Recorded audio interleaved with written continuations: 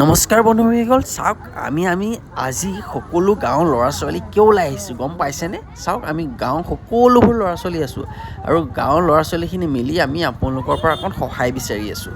আৰু মানে আমি বিহু এখন পাতিম ৭ বহাগত, তাৰে আমি পইচা অকণ প্ৰয়োজন আছে। এই আপোনালোকে স্কেনাৰটোত আপোনালোকেও আমাক সহায় কৰিব পাৰে গাইজ। আৰু কিছুমান গাড়ীয়ে পইচা দিব বিচাৰে, কিছুমানে কিন্তু দিব নিবিচাৰে দেই ৰাইজ।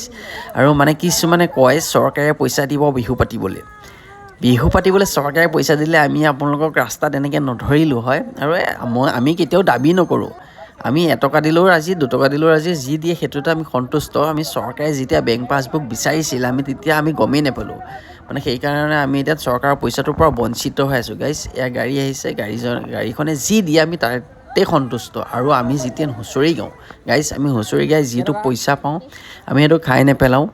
আমি এয়া 20 টকা এটা দিলে, আমি হুঁচৰি গাই পইচাটো খাই নেপেলাই আমি বিহু কমিটিত দি দিওঁ। আমি বিহু পাতোঁ গাইজ, আমি কষ্ট কৰি বিহু পাতোঁ।